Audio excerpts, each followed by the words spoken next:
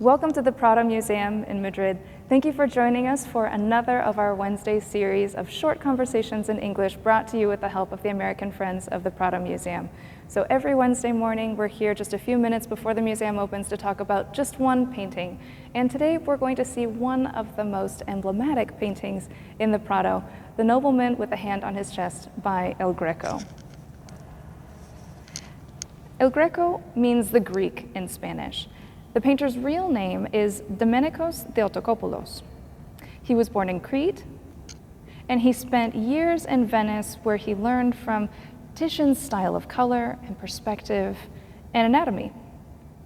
Then he spent time in Rome, and eventually he came to Spain to work on the massive decoration project of El Escorial, Philip II's palace, library, monastery, Pantheon. It's just about an hour outside Madrid.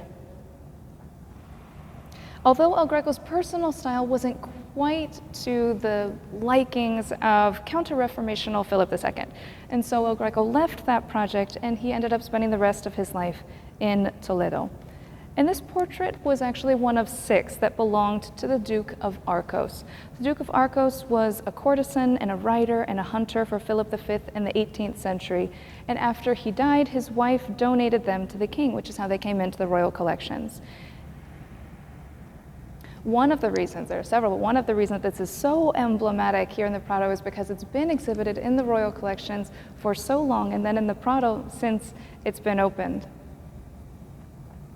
And it's painted in a way that with a very minimum amount of detail, we get the clues that the artist is giving us to put together a story, to bring together ideas about ceremony, about nobility, and about morality. We have all of the splendor of a 16th century knight with sobriety and gravity that make up part of that character. So El Greco really uses stylistic decisions to tell us the story about the ideals of noble virtue in the 16th century, starting with the position of the hand. This position of the hand makes us think of maybe when someone raises their hand to their heart to show respect or to show reverence, to take an oath.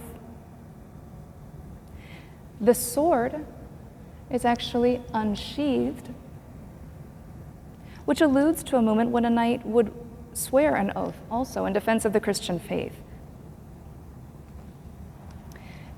And it's also interesting to note that this gesture with the hand is not very common in El Greco's civil paintings. It's much more common in his religious paintings and maybe in Annunciation, but it's not very common in the civil paintings, which I think adds to its solemnity.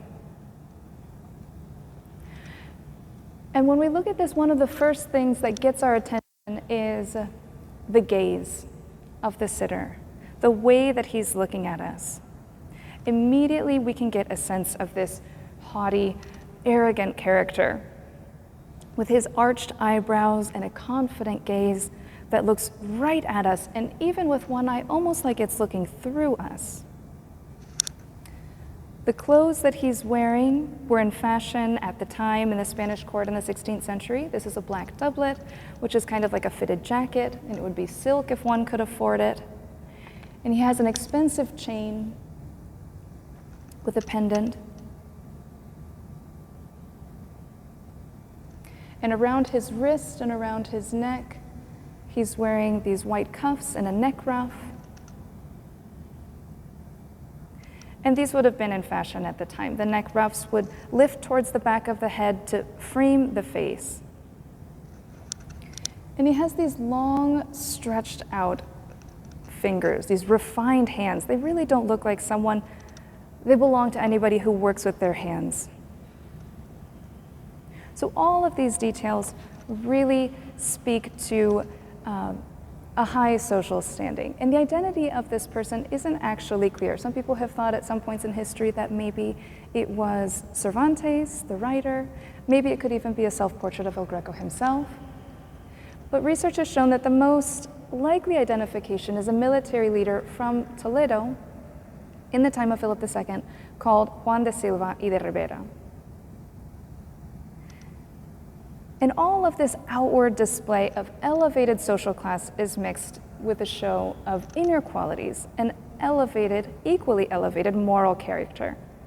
This stark setting is missing a lot of the decorative elements that we normally see in portraits, like curtains and architectural elements, landscapes, objects, things that would help us identify him. And it makes the portrait almost feel like it's more of a psychological study than a portrait with an obvious representational function. It makes it feel more austere, more sober, more melancholic. And the absence of this decoration is really one of the keys in the painting, because it adds so much to the sitter's character, this reserved character, as if he himself, the sitter, were rejecting vanity and frivolity. It's an aesthetic decision by the artist that really reflects these ideas behind the morality. He looks decided and confident, but also composed and measured. So we have an air of gravity, a gesture of reverence, allusions to the defense of the Christian faith, all evidence of the sitter's character and of the 16th century ideas of noble moral virtue.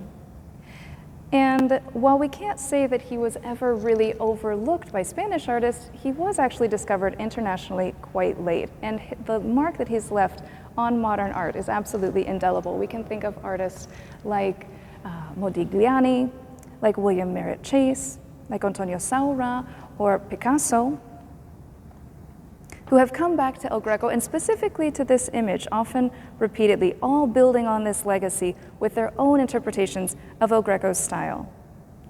And this is why we are so lucky to have this portrait here by Picasso. This is the bust of a woman, number 43.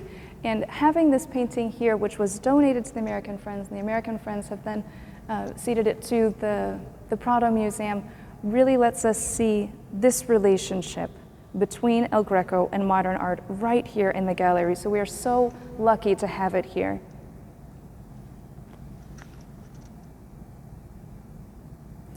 We can especially think of Picasso's blue period, other images that we can think of Picasso's blue period with personal expressivity and stylization and somber mood.